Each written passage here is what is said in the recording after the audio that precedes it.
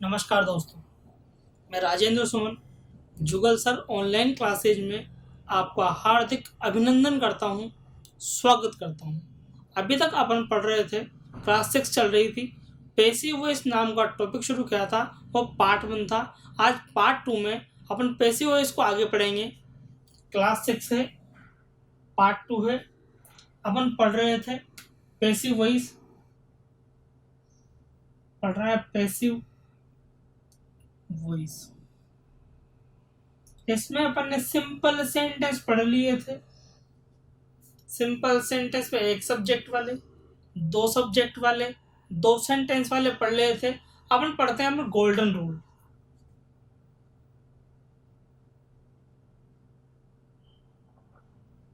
Golden rule पढ़ते हैं। अब गोल्डन रूल जो होते हैं, ये पैसिव वॉइस में दो तरह के होते हैं। पहला क्या होता है, पहला रूल देखिए, एक्टिव जो होगा वो इस तरह का होगा, लिखा हुआ इट इज टाइम, फिर लिखा होगा टू, फिर लिखा होगा मेन वर्ब की फर्स्ट फॉर्म, और फिर लिखा होगा ऑब्जेक्ट। ऐसा होगा पैसिव वॉइस।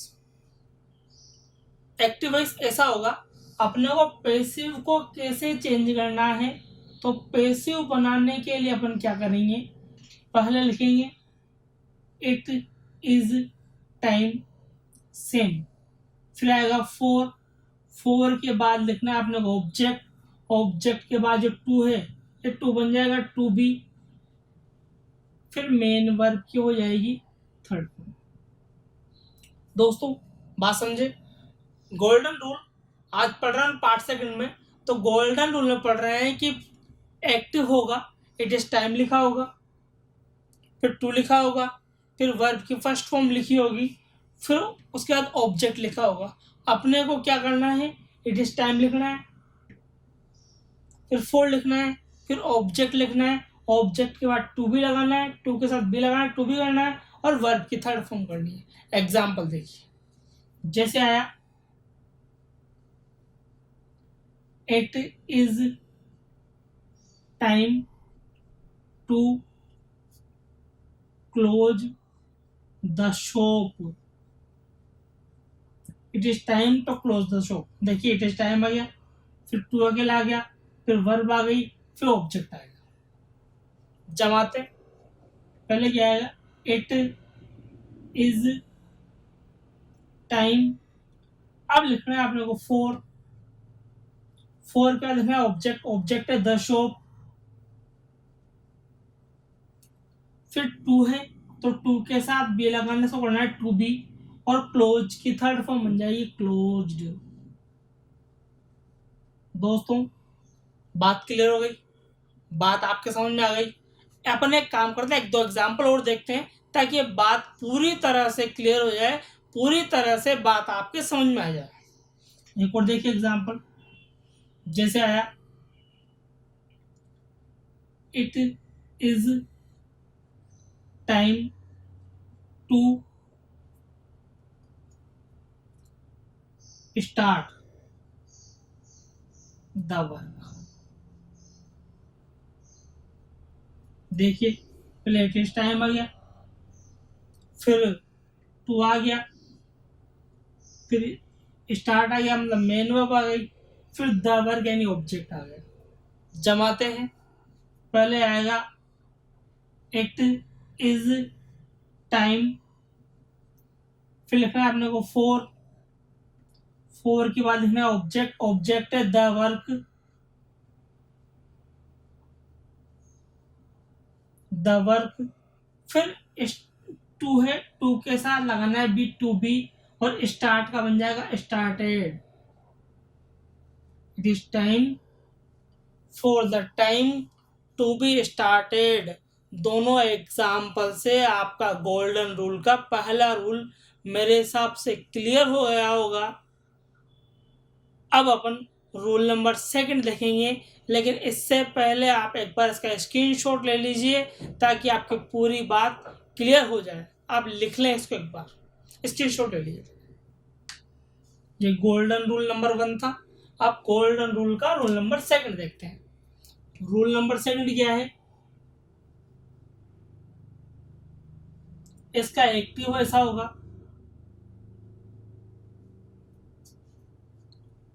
पहले आएगा सब्जेक्ट, फिर आएगी आपकी इच्छा।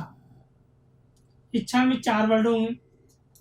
कौन कौन से? लाइक, डिसलाइक,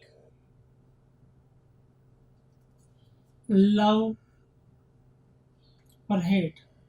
ये 4 वर्ड इच्छा में होंगे। लाइक, डिसलाइक, लव और हेट, इन 4 में से एक आए, समझ जाओ यार रूल लगेगा। पहले सब्जेक्ट होगा, फिर इच्छा होगी, फिर ऑब्जेक्ट होगा, फिर मेन वर्ब की फर्स्ट फॉर्म होगी, फिर उसमें आईएनजी होगा, हो सकता है बाद में भी ऑब्जेक्ट हो। एक बात का विशेष ध्यान रखना, अगर ये सब्जेक्ट ये ऑब्जेक्ट एक जैसे हों, मतलब इस सब्जेक्ट का ही ये ऑब्जेक्ट ऑब्जेक्टिव प्रोनाउन हो तो नहीं लिखना है। अगर ऑब्जेक्टिव प्रोनाउन नहीं हो तो लिखना है, यानी कि नॉट। पहली बात तो ये बाद वाला ऑब्जेक्टिव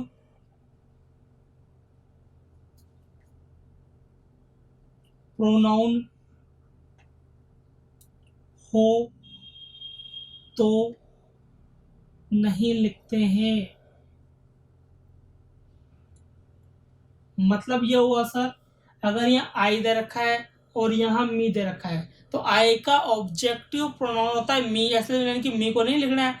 यहाँ ही दे रखा है, उधर हिम दे रखा है, तो हिम को नहीं लिखना है। अगर शी दे रखा है, उधर हर दे रखा है, तो हर को नहीं लिखना है। इधर वी दे रखा है, उधर अस दे रखा है, तो अस को नहीं लिखना है। यानी कि ये ऑब्जेक्टिव प्रोनाउन सेम सेम हो तो नहीं लिखना है, और अदर हो तो लिखना है। अब इसका पैसिव कैसे बनाएंगे? तो पैसिव बनाने के लिए क्या करते हैं, पहले अपने को लिखना है सब्जेक्ट, फिर इच्छा, फिर ऑब्जेक्ट, यहां तक का सेम रहेगा। फिर अपने को लिखना है बीइंग, फिर वर्ब की थर्ड फॉर्म करनी है। और इस वाले ऑब्जेक्ट की बात आई, तो इस वाले ऑब्जेक्ट के बारे में मैं बता चुका हूं कि कैसे लिखना है। अगर ये सेम हुआ तो नहीं लिखना है, और डिफरेंट हो तो फिर इस ऑब्जेक्ट को भी लिखना है। मैं दोनों ही तरह के एग्जाम्पल देकर आपको बात क्लियर करता हूँ। जैसे एग्जाम्पल आया, I like girls helping parents. देखिए, ये यहाँ ये सब्जेक्ट, ये इच्छा और ये ऑब्जेक्ट, ये फर्स्ट फॉर्म, ये इसमें आईएनजी और ये ऑब्जेक्ट। लेकिन ये ऑब्जेक्ट अब डिफरेंट है, आई का मी नहीं है, यानी ऑब्जेक्टिव प्रोनाउन नहीं है, तो फिर इसको लिखना है अपने को। मतलब पहले अपने को सब्जेक्ट लिखना है आई, फिर इच्छा जो है लाइक लाइक लाइक रहेगा, फिर गर्ल्स गर्ल्स गर्ल्स रहेगा। अब हेल्पिंग के लिए क्या करना है, बीइंग लगाना है। बीइंग बीइंग लगा तो आईएनजी हट गया, या बचा हेल्प। अब हेल्प की थर्ड फॉर्म करने के लिए क्या बन जाएगा, हेल्प्ड। और ये जो ऑब्जेक्ट है ये सेम नहीं है, मतलब आई का ऑब्जेक्टिव प्रोनाउन मी नहीं है, ऐसे इसका यूज करना पड़ेगा, और ये बन जाएगा parents. Is that clear now? एक एग्जांपल और देखते हैं। जिस आया, she dislikes boys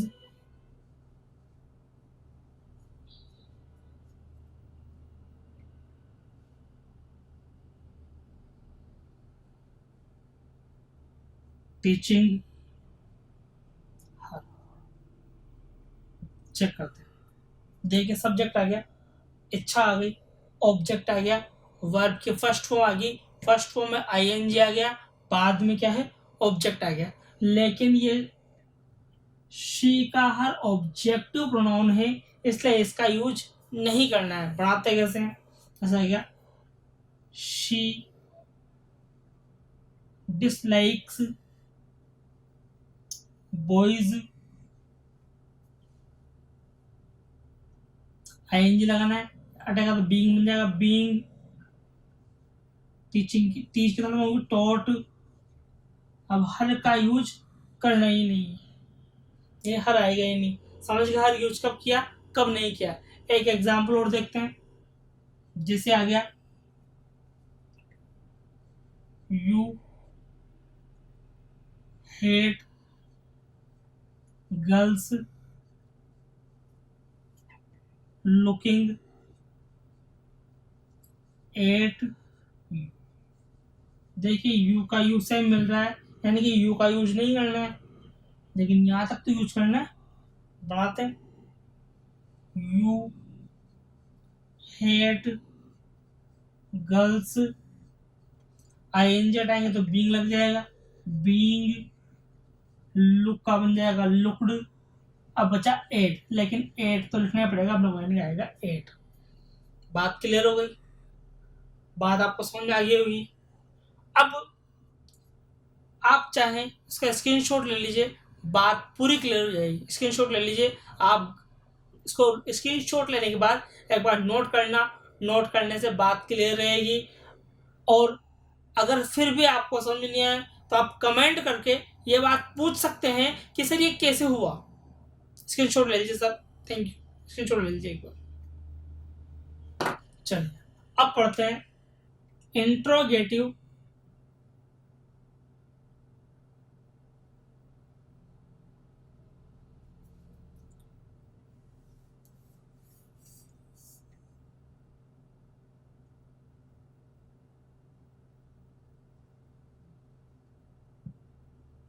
interrogative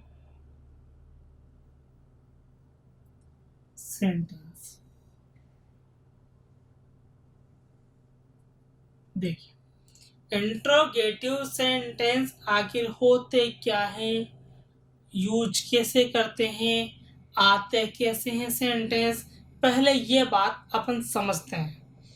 interrogative sentence वो होता है जिसकी स्टार्टिंग में या तो आती है हेल्पिंग वर्ब, या तो आती है हेल्पिंग वर्ब, या आता है WH वर्ड, क्वेश्चन वर्ड। या तो आती है हेल्पिंग वर्ब या आता है WH वर्ड, WH वर्ड का मतलब क्वेश्चन वर्ड। पहले बात करें हेल्पिंग वर्ब वाले सेंटेंस की, अगर किसी सेंटेंस के स्टार्टिंग में हेल्पिंग वर्ब आती हो, सर एक बात पढ़ने से पहले एक बात समझ लीजिए, आप आपने पढ़ा था पहले बता चुका हूँ कि अगर डू आए या डज आए तो आपको हेल्पिंग वर्ब लगानी इज, एम, आर में से, और अगर डिड आए तो हेल्पिंग वर्ब होगी वॉज और वर्ब में से एक। यहाँ भी वैसा ही होगा जैसा वहाँ हुआ था, ये ट्रिक सेम चलेगी। अगर हेल्पिंग वर्ब से कोई सेंटेंस स्टार्ट होता है तो उसका स्ट्रक्चर कैसा होगा, सबसे पहले लिखना है अपने को हेल्पिंग वर्ब, फिर लिखना है ऑब्जेक्ट, फिर लिखनी है मेन वर्ब की थर्ड फॉर्म, फिर लिखना है बाई या विद, फिर सब्जेक्ट। बाई या विद या दोनों ही नहीं, अब बाई कब आएगा विद कब आएगा दोनों कब नहीं आएंगे, ऐसा पिछले क्लास में बता चुका हूँ आपको। बाई कब आएगा विद कब आएगा दोनों कब नहीं आएंगे, ऐसा मैं आपको पिछले क्लास में बता चुका हूँ पार्ट 1 में, कि अगर काम को करने वाला कोई इंसान हो तो आता है बाई, काम को करने वाला कोई इंस्ट्रूमेंट हो कोई यंत्र हो तो आता है विद, और अगर काम को करने वाला सब्जेक्ट अनइम्पोर्टेंट हो तो सब्जेक्ट को नहीं लिखते, सब पढ़ चुके हैं अपन। तो जब सब्जेक्ट नहीं आएगा तो ना बाय आएगा ना विद आएगा, मतलब इनमें कंफ्यूजन। देखिए जैसे आया सेंटेंस आया does she beat me question mark. देखिए ये मेन वर्ब, तो ये हो गया ऑब्जेक्ट, ये है सब्जेक्ट, ये है हेल्पिंग वर्ब। हेल्पिंग वर्ब का यूज पहले करना है, लेकिन सर रुक जाओ, पहले हेल्पिंग वर्ब जो लगेगी वो सब्जेक्ट के अकॉर्डिंग लगेगी। डज है मतलब ये बात तो कंफर्म हो गई कि हेल्पिंग वर्ब इज, एम या आर में से एक आनी है। ये बात तो कंफर्म हो गई कि हेल्पिंग वर्ब जो आनी है या तो आएगा इज, या आएगा एम, या आएगा आर। लेकिन सब्जेक्ट देखो, इज कब आएगा, एम कब आएगा, आर कब आएगा, तो पहले जगह छोड़ दो। पहले देखो ऑब्जेक्ट, मी को आगे लेके आए, आई बन गया। अब आई के साथ इज नहीं आता, आर भी नहीं आता, आई के साथ तो क्या आएगा, एम। ठीक, बात क्लियर। फिर वर्ब की थर्ड फॉर्म, अब इसकी थर्ड फॉर्म होगी बीट की बिटन, करने वाला इंसान लड़की यानी आएगा बाई, शी का आ जाएगा। दोस्तों बात क्लियर हो गई। एक बार फिर देखते हैं अपन, और देखते हैं एग्जाम्पल। जैसे आएगा डिड आई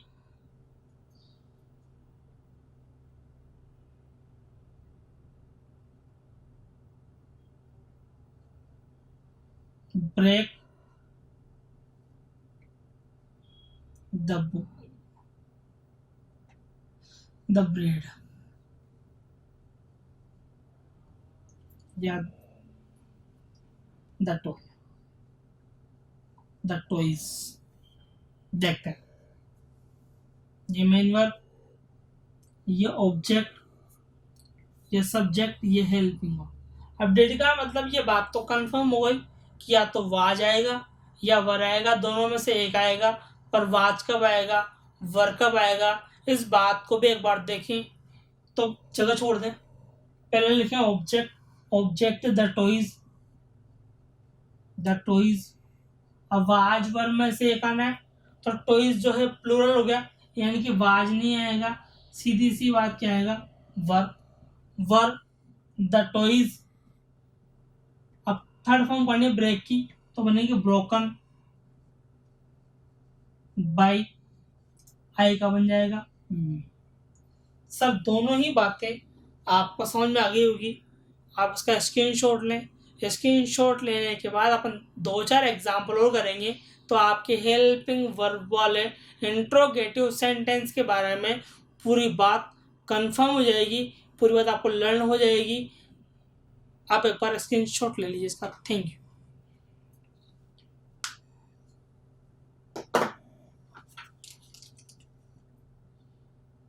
चलिए, आपने स्क्रीनशॉट ले लिया, अब इसका कुछ एग्जाम्पल और देखते हैं ताकि आपकी बात क्लियर हो जाए, आपको किसी भी बात की कोई समस्या न रहे।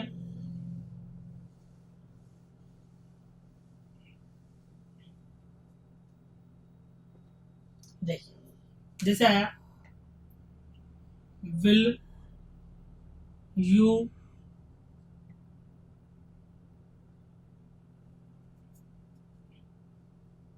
Bring a car, will you bring a car. देखते हैं, ये मेन वर्ब, तो ये हो गया ऑब्जेक्ट, ये हो गया सब्जेक्ट, और ये हो गया हेल्पिंग वर्ब। पहले हेल्पिंग वर्ब लिखनी है, तो अपन जगह छोड़ते हैं, फिर छोड़ते हैं। एक कार, ऑब्जेक्ट लिखा। अब ए कार के साथ हेल्पिंग वर्ब विल की विली आएगी। अपन सिंपल सेंटेंस में हेल्पिंग वर्ब यानी कि मॉडल के बाद हमेशा बी लगाते थे, लेकिन यहाँ पर अपने को बी जो लगाना है वो बी लगाना है सब्जेक्ट ऑब्जेक्ट के बाद, बी यहाँ पे आएगा बी। अब थर्ड फॉर्म, ब्रिंग की थर्ड फॉर्म होती है ब्रॉट, ब्रॉट बाय आएगा, बाई, और यू का बन जाएगा यू। चलिए, क्या आसान आसान सेंटेंस थे, थोड़ा सा डिफिकल्ट सेंटेंस देखते हैं। जैसे आया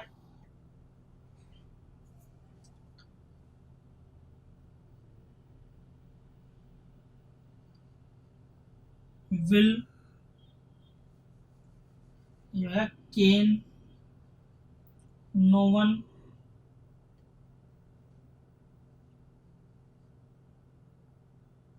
लव मी। देखते हैं, ये मेन वर्ब, ये ऑब्जेक्ट, ये सब्जेक्ट, ये हेल्पिंग। नो वन से एक बात आपको याद आ रही होगी कि जब भी नो वन होता है तब अपन नंबर थर्ड पर नोट लगाते हैं। तो नो वन और नोबडी वाली बात को मत भूलना। जमाते हैं, पहले हेल्पिंग वर्ब यानी केन का केन आएगा, सब्जेक्ट मी को आएगा लेके आए तो आई बन गया आई। अब नो वन है तो नंबर थर्ड पे लगाना है नोट। अब केन का बी लिखना पड़ेगा अपने को, तो इसका बी आएगा यहाँ पर बी। लव की थर्ड फॉर्म होगी लव्ड, और बाई सब्जेक्ट आएगा ही नहीं क्योंकि ये अनइम्पोर्टेंट सब्जेक्ट है, इसलिए यहीं पर सेंटेंस कंप्लीट हो जाएगा। एक एग्जांपल और देखते हैं, जैसे आया have I written a book.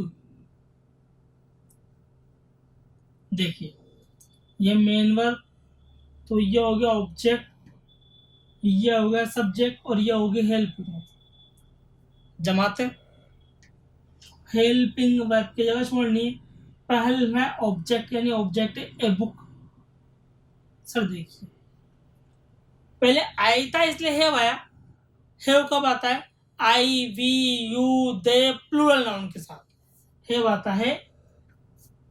Have का यूज करते हैं आई वी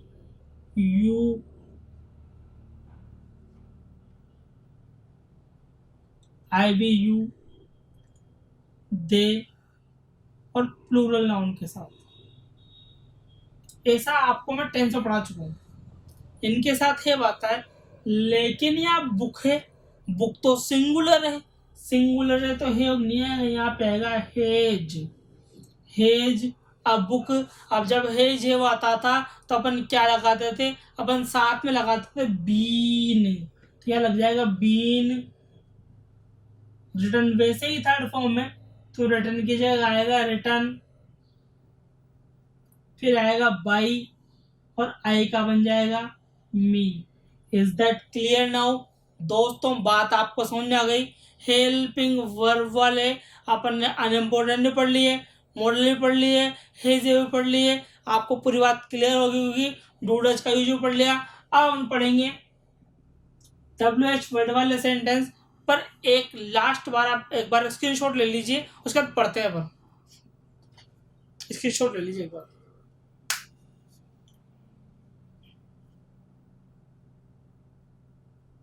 चलिए, मिटाता हूं मैं।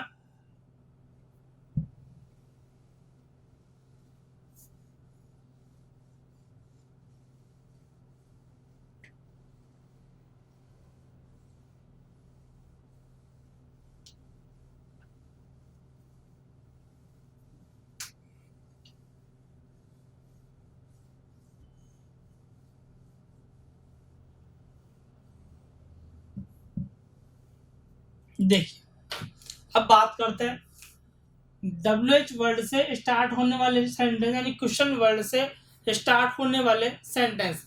इसमें सबसे पहले बात करते हैं हु की। अगर कोई सेंटेंस हु से स्टार्ट हो रहा हो तो क्या करना है? सबसे पहले लिखना है बाई हुम।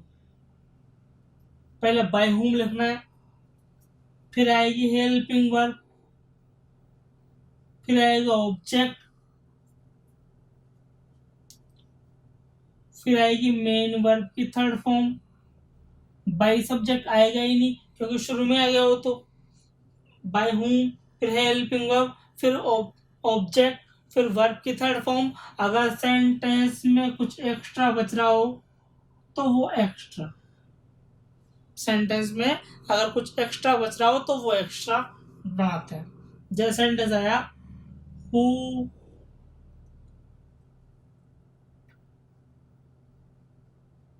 टीचेज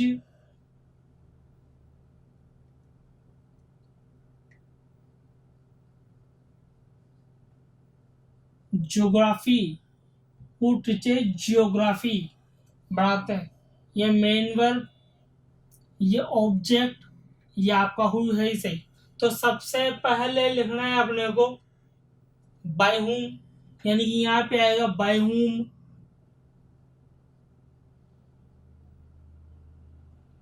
क्लियर दोस्तों। फिर आएगा हेल्पिंग वर्ब, लेकिन हेल्पिंग वर्ब की जगह छोड़नी पड़ेगी, पहले लिखना पड़ेगा ऑब्जेक्ट। ऑब्जेक्ट है जियोग्राफी, ऑब्जेक्ट है जियोग्राफी। अब जियोग्राफी जो है वो सिंगुलर है और ये फर्स्ट फॉर्म है, तो helping verb is am are में से एक आनी है, यानी कि ज्योग्राफी के साथ आएगी हेल्पिंग वर्ब इज। टीच की थर्ड फॉर्म होगी टॉट। मेरे हिसाब से आपको बात समझ में आ गई। इस तरह के 2-4 सेंटेंस और पढ़ते हैं ताकि और बात क्लियर हो जाए। जे सेंटेंस आया who did not help me, बात है ये मेन वर्ब, ये ऑब्जेक्ट, ये हेल्पिंग वर्ब, WH है इसे। तो हु की जगह आएगा बाय हुम, सेम जगह आएगा बाय हुम। तो अब अपने को हेल्पिंग वर्ब दे रखिए, हेल्पिंग वर्ब है तो सीधी सीधी बात है कि डिड है तो वाज वर्ब में से एक आएगा, डिड है तो वाज वर्ब में से एक आएगा। पर जगह छोड़ने के बाद पहले सब्जेक्ट को आगे लेके आए तो आ गया आई।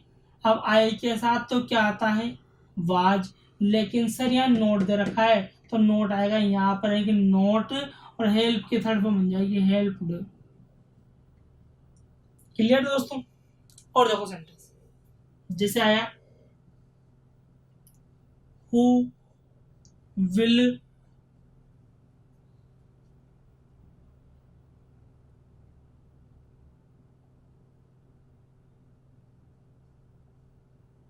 Arrange money, who will arrange money, इसको बनाते हैं। देखिए हु का तो क्या बन गया बाय हुम, हु का तो बन गया बाय हुम। अब विल की बात करें तो विल का विल ही रहेगा, विल लिखते हैं मनी। और मैंने आपसे कहा था कि मॉडल में बी जो लगता है वह बी हमें, मॉडल का बी जो लगता है इंट्रोगेटिव सेंटेंस में वो हमेशा ऑब्जेक्ट के बाद लगता है, लगेगा यहाँ पे बी। अरेंज की थर्ड फॉर्म बन जाएगी arranged. Is that clear now. बात आपको समझ में आ गई होगी। हु से सेंटेंस आया तो इस तरह से बनाया जाएगा। अब बात करते हैं हु के अलावा दूसरे जितने भी WH वर्ड है उनसे बनने वाले सेंटेंस का। पर उससे पहले आप सभी से निवेदन है कि आप एक बार इसका स्क्रीनशॉट लें।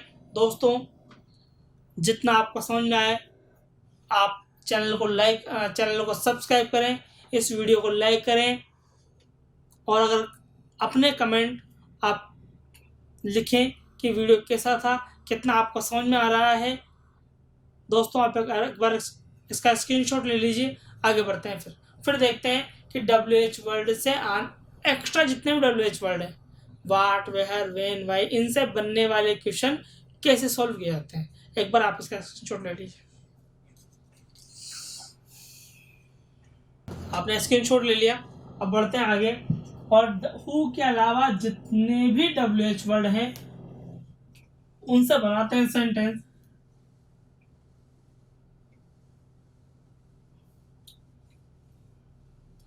WH वर्ड जितने भी हैं उनसे बनाते हैं सेंटेंस।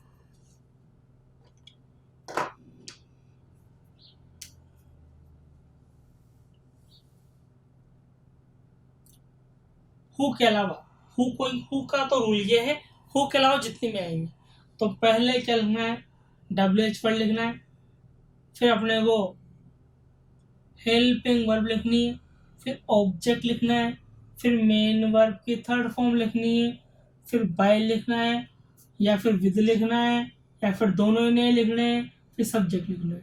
बाय कब आएगा, विद कब आएगा, दोनों कब नहीं आएंगे, सब्जेक्ट कब नहीं आएगा, ये बात आप समझ में गए। आपको मेरे हिसाब से स्ट्रक्चर भी याद रह गया, नहीं रखा एक बार आप ध्यान से देखिए।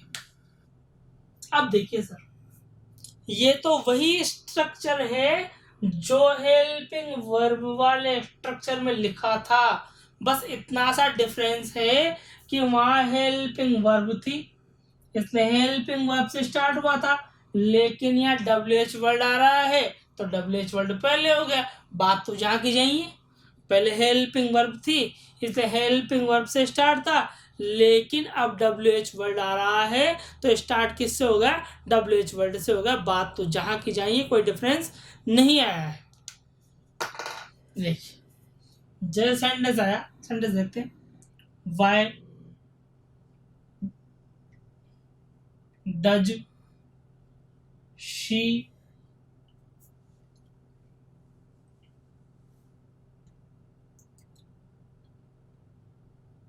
Fetch water.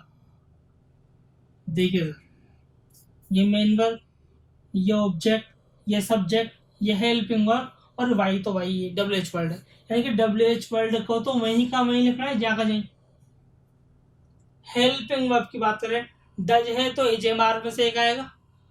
अपन ने पहले पढ़ा ये कि जब भी डूडा जाएगा तब helping verb is am are में से एक लगानी है, पर एक बार जगह छोड़ देते हैं, देखते हैं। ऑब्जेक्ट आया वाटर, वाटर तो अनकाउंटेबल है। अपन सब्जेक्ट वर्ब एग्रीमेंट में पढ़ चुके थे पहले कि जब भी अनकाउंटेबल वर्ड होता है तो हेल्पिंग वर्ब जो है सिंगुलर लगती है, यानी कि लगेगा इज। थर्ड फॉर्म की बात करें, फेच की थर्ड फॉर्म बनेगी फैच्ड। फिर आया बाई और शी का बन गया हर। दोस्तों बात क्लियर। चलिए एक बार और देखते हैं, एक सेंटेंस और देखते हैं। जैसे आया वेहर डिड यू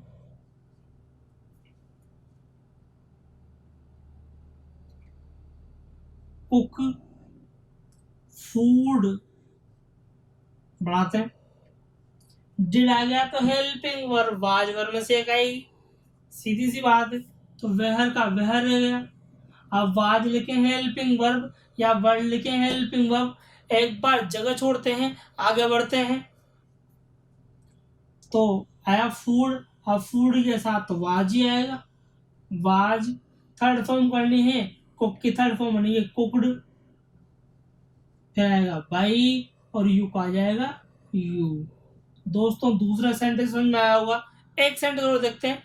सर अगर आप चाहे ना इसको रिपीट करके देखें एक बार, जितने मैं सेंटेंस बता रहा हूँ, जो पैसिव बता रहा हूँ उनको रिपीट करके देखें एक बार। आप देखेंगे, जब आप दूसरी बार देखेंगे तो माइंड से पहले क्लिक होने लग जाएगा।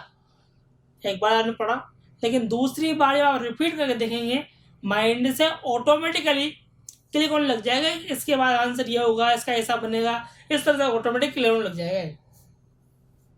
देखिए जैसे आया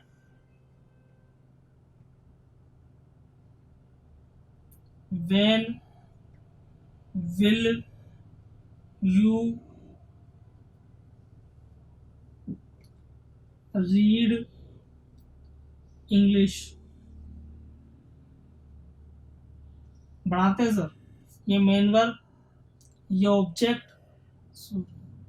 ये सब्जेक्ट, ये ऑब्जेक्ट, ये हेल्पिंग हो, पहले से दे उसने तो विल वेन का तो वेन हो गया, हेल्पिंग वर्ब विल है, पर जगह छोड़ देते हैं एक बार, पहले लिखते हैं इंग्लिश।